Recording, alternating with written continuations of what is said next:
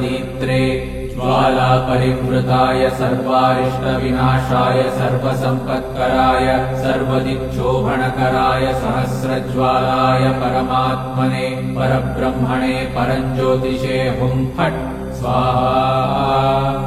ॐ श्रीं ह्रीं ऐं क्लीं कृष्णाय गोविन्दाय गोपीजनवल्लभाय पराय परमपुरुषाय परमात्मने परकर्म मंत्र यंत्र तंत्रौषधास्त्र शस्त्राणि संहर संहर मृत्योर्मोचय मोचय आयुर्वर्धय वर्धय क्षिप्रारोग्यं च कुरु कुरु सर्वकार्यसिद्धिं कुरु कुरु।